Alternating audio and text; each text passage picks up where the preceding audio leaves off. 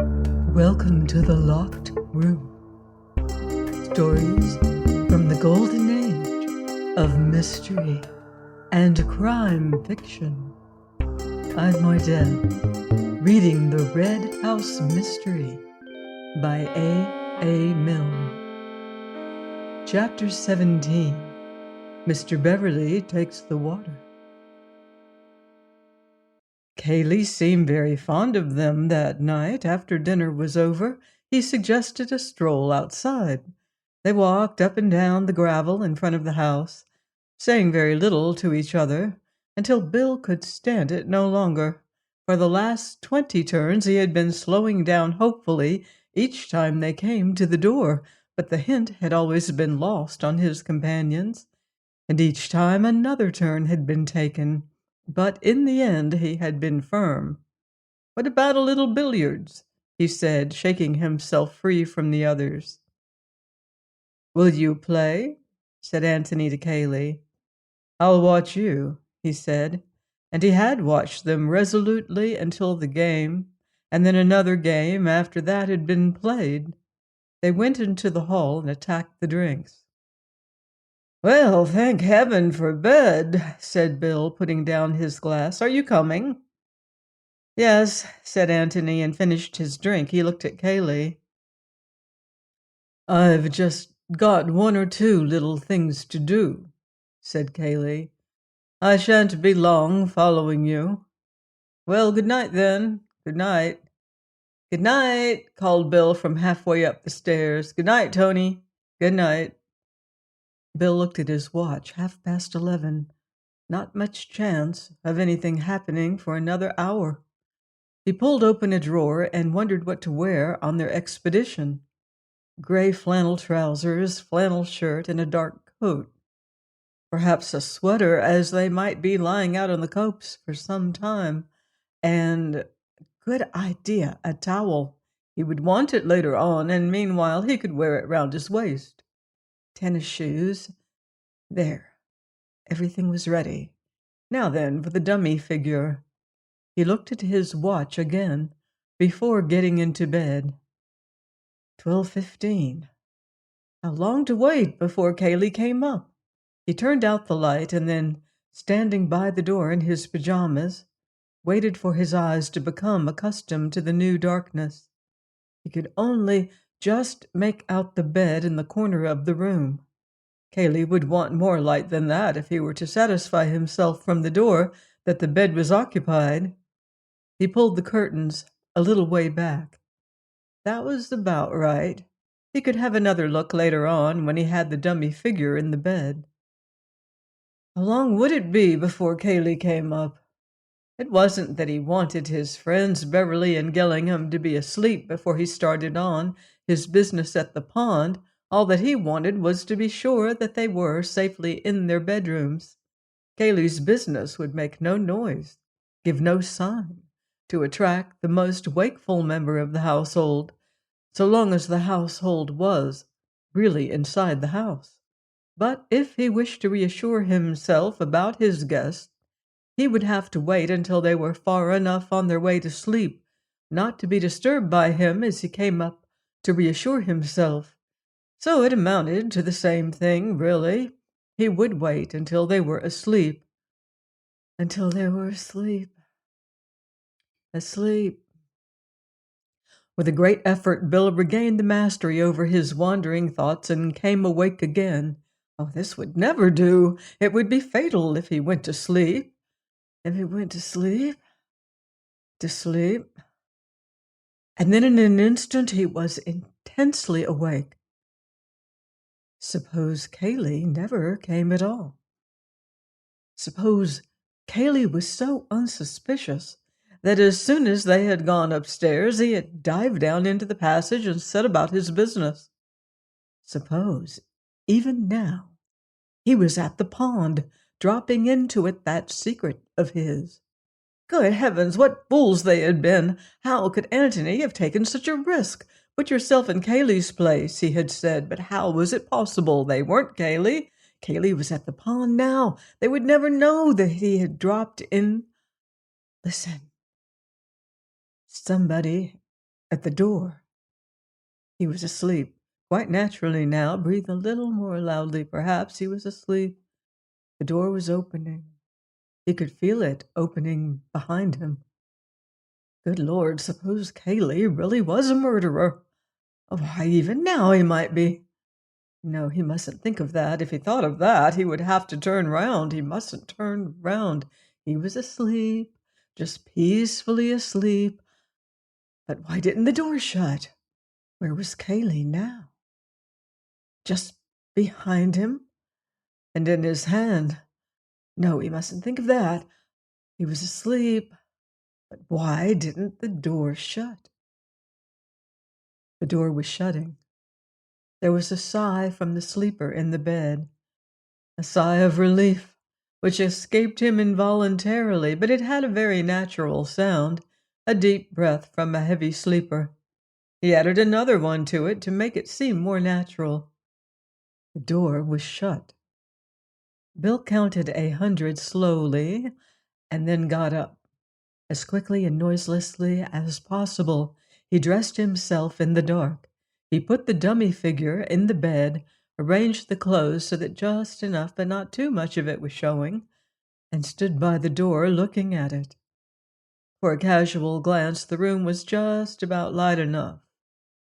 And very quietly, very slowly, he opened the door. All was still. There was no light from beneath the door of Cayley's room. Very quietly, very carefully, he crept along the passage to Antony's room. He opened the door and went in. Antony was still in bed. Bill walked across to wake him and then stopped rigid, and his heart thumped against his ribs. There was somebody else in the room.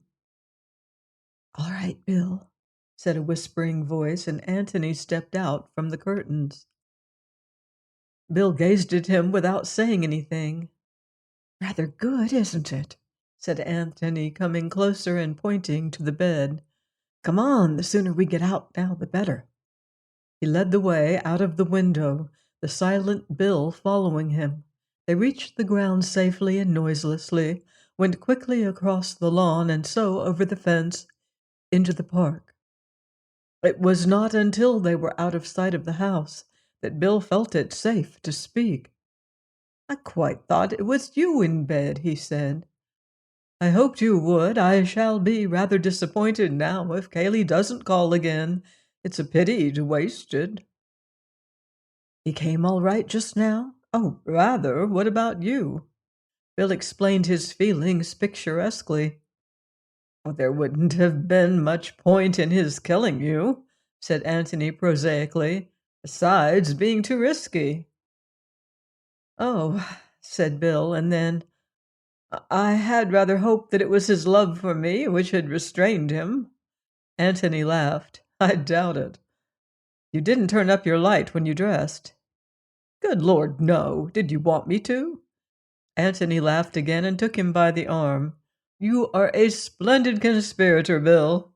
You and I could take on anything together." The pond was waiting for them, more solemn in the moonlight. The trees which crowned the sloping bank on the far side of it were mysteriously silent. It seemed that they had the world very much to themselves. Almost unconsciously, Antony spoke in a whisper. "There's your tree, there's mine. As long as you don't move, there's no chance of his seeing you. After he's gone, don't come out till I do. He won't be here for a quarter of an hour or so, so don't be impatient." "Right-o," whispered Bill. Antony gave him a nod and a smile, and they walked off to their posts. The minutes went by slowly. To Antony, lying hidden in the undergrowth at the foot of his tree, a new problem was presenting itself. Suppose Cayley had to make more than one journey that night. He might come back to find them in the boat, one of them, indeed, in the water. And if they decided to wait in hiding on the chance of Kaylee coming back again, what was the least time they could safely allow? Perhaps it would be better to go round to the front of the house and watch for his return there, the light in his bedroom, before conducting their experiments at the pond. But then they might miss his second visit in this way. If he made a second visit, it was difficult. His eyes were fixed on the boat as he considered these things, and suddenly, as if materialized from nowhere, Kaylee was standing by the boat. In his hand was a small brown bag. Kaylee put the bag in the bottom of the boat, stepped in, and using an oar as a punt pole, pushed slowly off. Then very silently he rowed towards the middle of the pond. He had stopped. The oars rested on the water. He picked up the bag from between his feet, leant over the nose of the boat, and rested it lightly on the water for a moment. Then he let go. It sank slowly. He waited there, watching, afraid perhaps that it might rise again. Antony began to count. And now Kaylee was back at his starting place. He tied up the boat, looked carefully round to see that he had left no traces behind him, and then turned to the water again. For a long time, as it seemed to the watchers, he stood there, very big, very silent, in the moonlight. At last he seemed satisfied. Whatever his secret was, he had hidden it. And so, with a gentle sigh, as unmistakable to Antony as if he had heard it, Kaylee turned away and vanished again, as quietly as he had come. Antony gave him 3 minutes and stepped out from the trees. He waited there for Bill to join him. 6, whispered Bill. Antony nodded. I'm going round to the front of the house. You get back to your tree and watch, in case Kaylee comes again. Your bedroom is the left-hand end one, and Kaylee's is the end but one. Is that right? Bill nodded. Right. Wait in hiding till I come back. I don't know how long I shall be, but don't be impatient. It will seem longer than it is. He patted Bill on the shoulder, and with a smile and a nod of his head, he left him there. What was in the bag? What could Kaylee want to hide, other than a key or a revolver? Keys and revolvers think of themselves. No need to put them in a bag first. What was in the bag? Something which wouldn't sink of itself, something which needed to be helped with stones before it would hide itself safely in the mud. Well, they would find that out. There was no object in worrying about it now.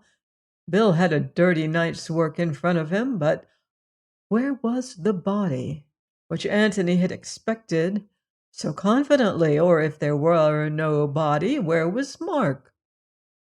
More immediately, however, where was Kaylee? As quickly as he could, Antony had got to the front of the house and was now lying in the shrubbery which bordered the lawn, waiting for the light to go up in Kaylee's window. If it went up in Bill's window, then they were discovered. It would mean that Kaylee had glanced into Bill's room, had been suspicious of the dummy figure in the bed, and had turned up the light to make sure. After that, it was war between them. But if it went up in Kaylee's room, there was a light. Bill felt a sudden thrill of excitement. It was in Bill's room. War. The light stayed there, shining vividly, for a wind had come up, blowing the moon behind a cloud and casting a shadow over the rest of the house. Bill had left his curtains undrawn. It was careless of him, the first stupid thing he had done, but the moon slipped out again, and Antony laughed to himself in the bushes.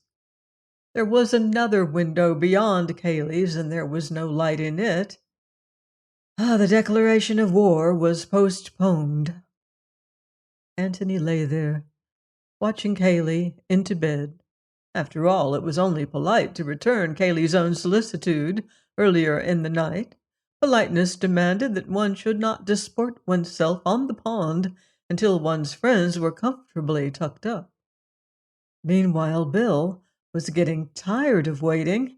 His chief fear was that he might spoil everything by forgetting the number 6. It was the 6th post. 6. He broke off a twig and divided it into 6 pieces. These he arranged on the ground in front of him. 6. He looked at the pond, counted up to the 6th post, and murmured, 6, to himself again. Then he looked down at the twigs. 1, 2, 3, 4, 5, 6, 7. 7? Was it 7? Or was it the 7th bit of a twig, an accidental bit, which had been on the ground anyhow? Oh, surely it was 6. Had he said 6 to Antony? If so, Antony would remember, and it was all right. 6. He threw away the 7th twig and collected the other 6 together. Perhaps they would be safer in his pocket. 6. The height of a tall man, well, his own height, 6 feet. Yes, that was the way to remember it, feeling a little safer on the point. He began to wonder about the bag, and what Antony would say to it, and the possible depth of the water, and of the mud at the bottom, and was still so wondering and saying, "Good Lord, what a life," to himself, when Antony reappeared. Bill got up and came down the slope to meet him. 6, he said firmly, 6th post from the end. Good, smiled Antony. Mine was the 18th, a little way past it. What did you go off for? To see Cayley and to bed. Is it all right? Yes, better hang your coat over the 6th post, and then we shall see it more easily. I'll put mine on the 18th. Are you going to undress here or in the boat? Some here and some in the boat.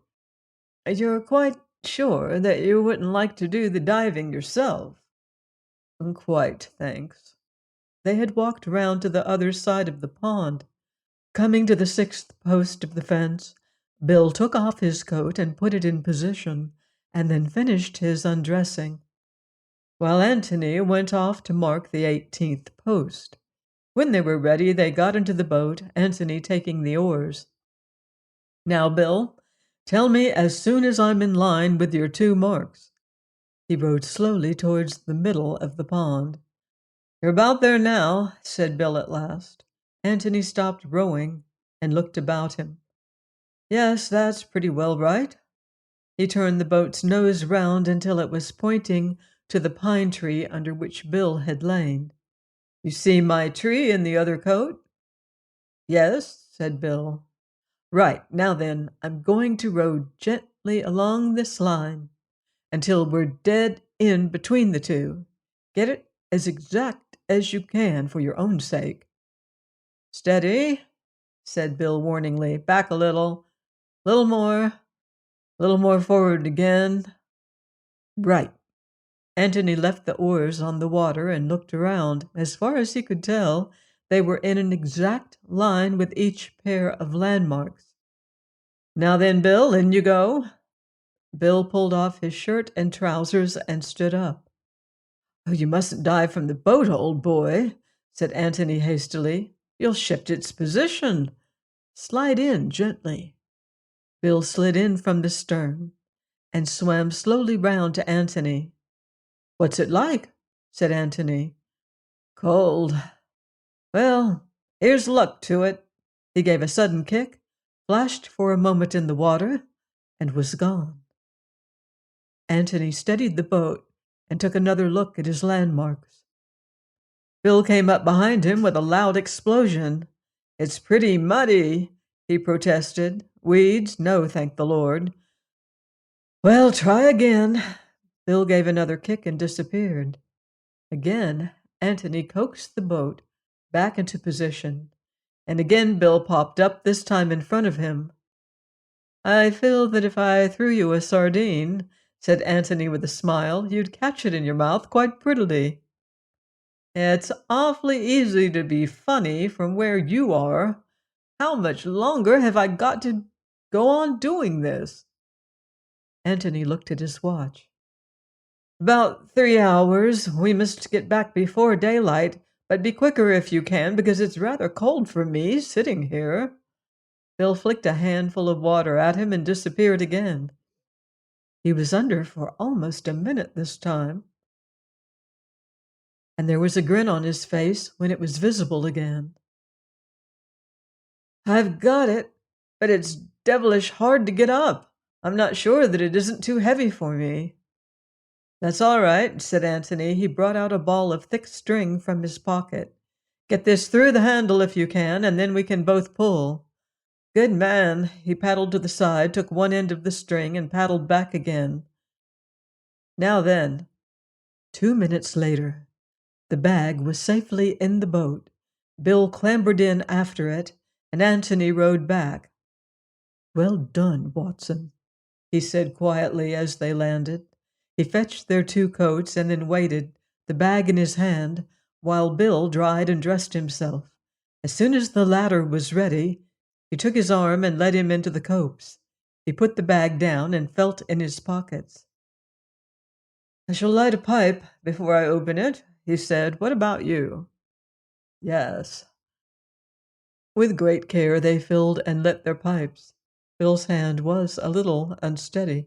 Antony noticed it and gave him a reassuring smile. Ready? Yes.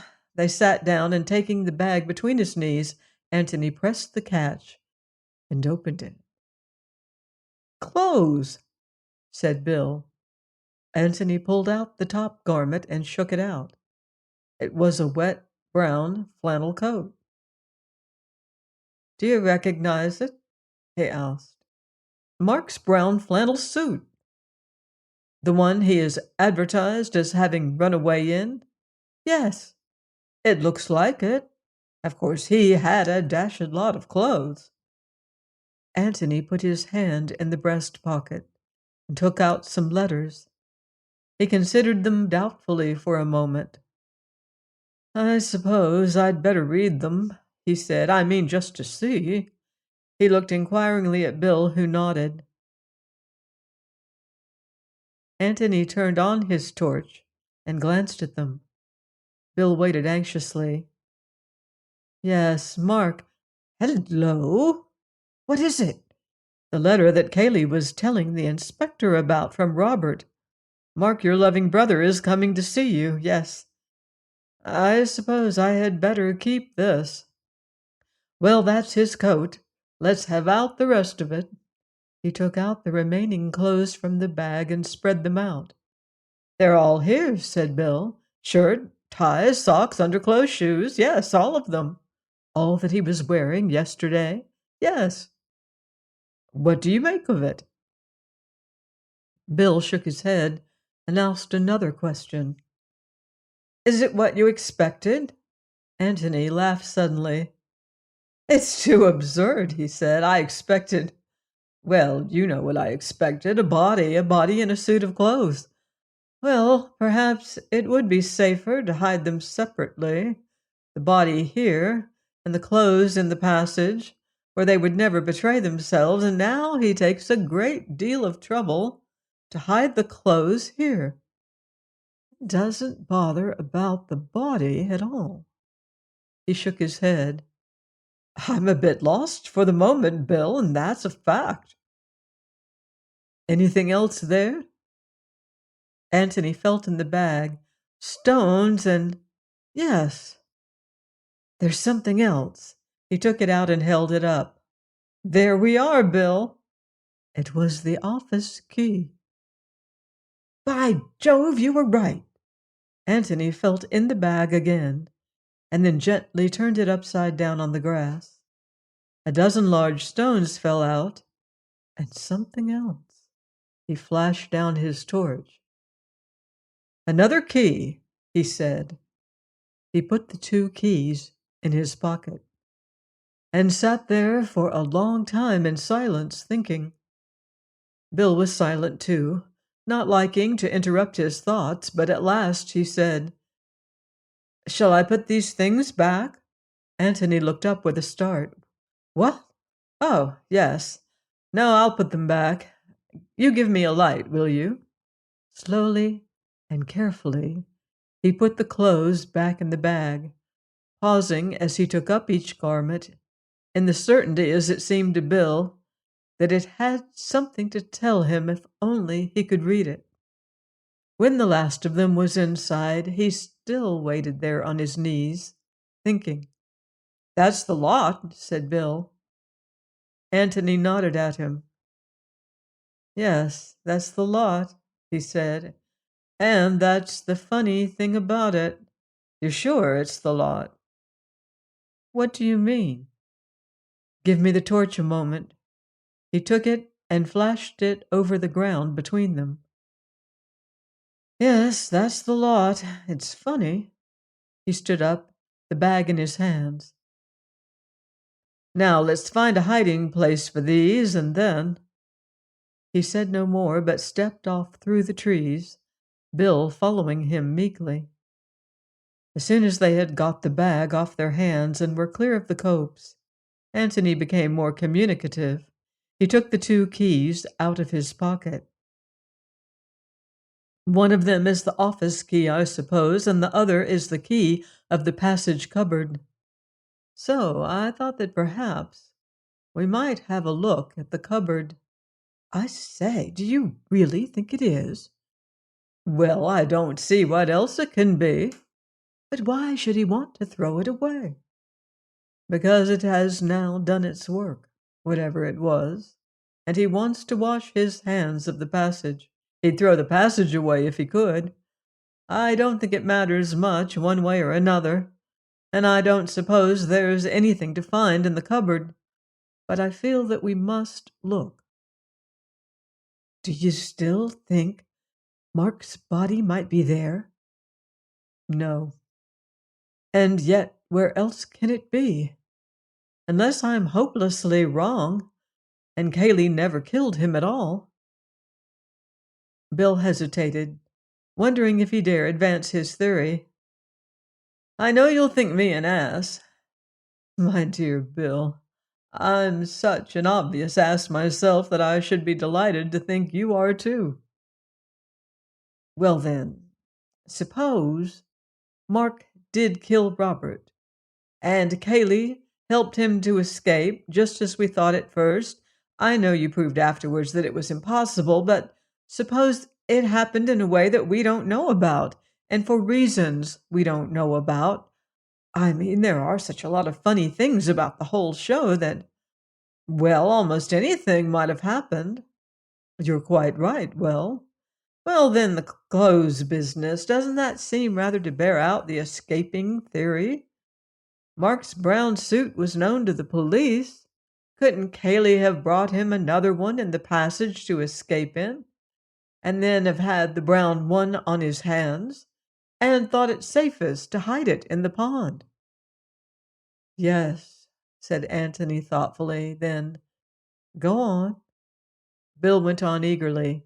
"It all seems to fit in, you know. I mean, even with your first theory that Mark killed him accidentally and then came to Cayley for help.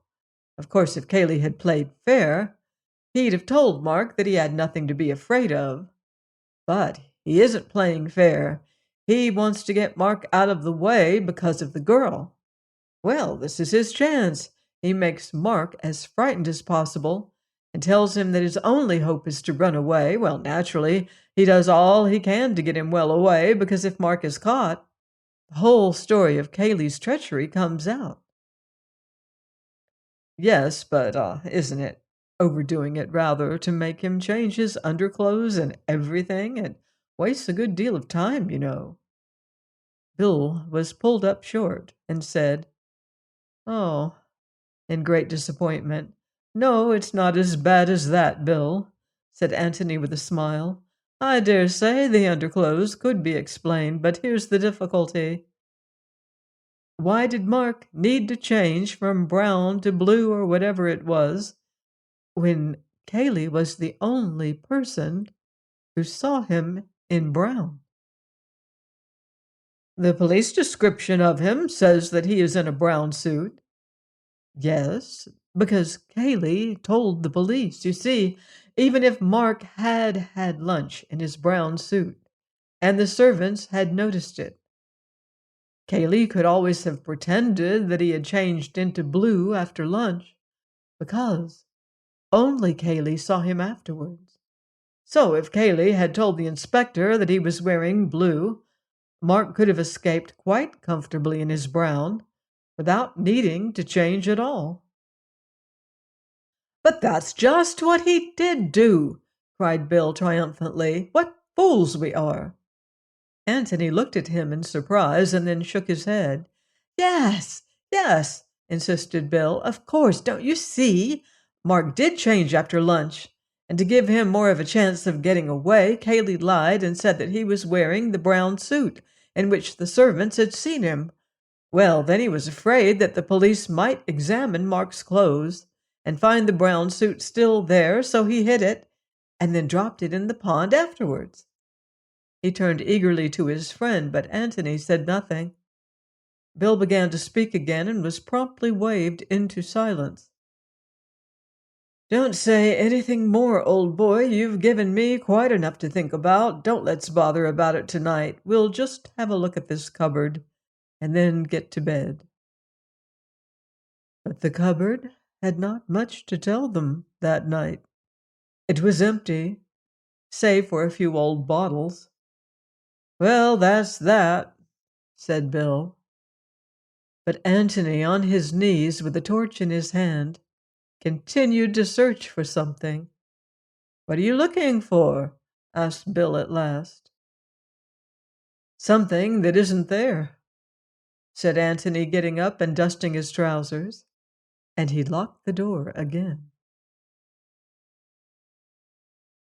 Join me next time for more secrets and suspense in The Red House Mystery by A. Milne, here on The Locked Room. In the meantime, beware of footsteps in the dark.